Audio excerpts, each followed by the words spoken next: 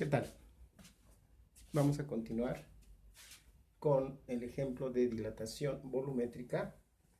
En este caso se trata de petróleo que está dentro de un recipiente de fierro. Es decir, es un bote con petróleo. Está lleno de petróleo ese bote. Su volumen de ese bote es de 1 galón.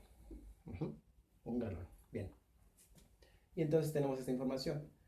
Tanto el recipiente de fierro como el petróleo tienen un volumen de 1 galón, porque está dentro del recipiente y está lleno. Entonces los dos tienen volumen inicial 1 galón.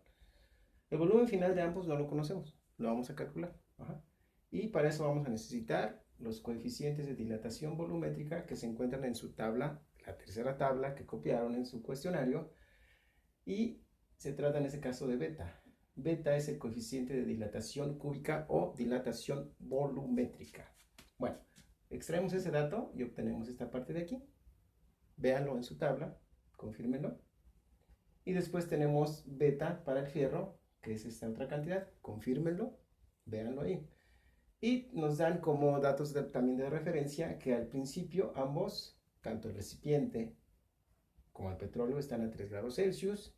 Se incrementa la temperatura hasta llegar a 31 grados Celsius. Y aquí viene una consecuencia.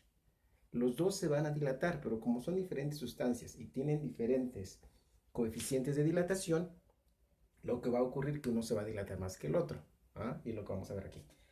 Entonces vamos a calcular el volumen final del fierro, volumen final del petróleo, la dilatación o incremento de volumen del fierro, porque es un incremento se debe a que hay un aumento de temperatura.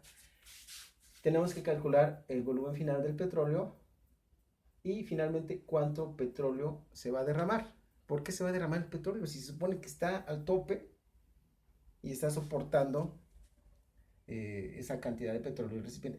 Pero como hay un incremento de volumen y el coeficiente de dilatación volumétrica del petróleo es mayor que la del fierro, este se va a dilatar más. Es decir, va a crecer más el petróleo y ya no va a caber dentro del recipiente y se va a tirar. Porque es un líquido. Bueno, y entonces vamos con la fórmula. Esta fórmula es igual a las anteriores. Ahora cambiamos por V y por beta. Lo demás sigue igual. A la de dilatación lineal y dilatación superficial. Importante. ¿Podemos manejar litros? Sí. Galones no. Entonces vamos a transformar. Dice que el volumen inicial de ambos es de 1 galón, que equivale a 3.785 litros, que lo hemos visto multiplicidad de veces. Y seguimos en la sustitución, el 1 continúa. Estamos calculando el volumen final del fierro, su dilatación cúbica o coeficiente de dilatación cúbica es 35.1 por 10 a la menos 6. Y su temperatura final, 31 grados Celsius menos 3 grados Celsius. Operamos con la calculadora, ya saben cómo, y obtenemos que el volumen final del fierro,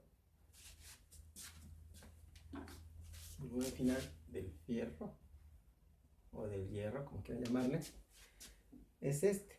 Confírmenlo, hagan su operación con su calculadora. ¿Y cuál es la dilatación del recipiente, que es de fierro? Es el volumen final, dilatación o cambio de volumen del fierro, volumen final, menos el volumen inicial. El volumen final lo tenemos acá, escribimos nuevamente, menos el inicial, que es 1 galón, 3.785 litros, y tenemos esto otro.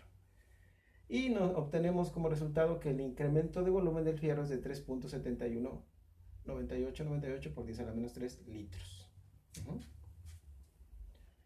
Ya hicimos la dilatación para el fierro. Ahora vamos a hacer la dilatación para el petróleo.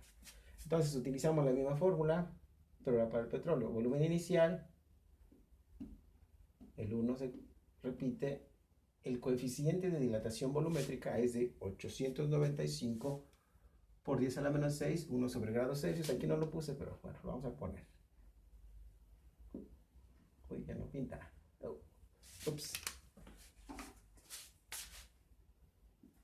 1 sobre grados Celsius. Bueno, ahí está.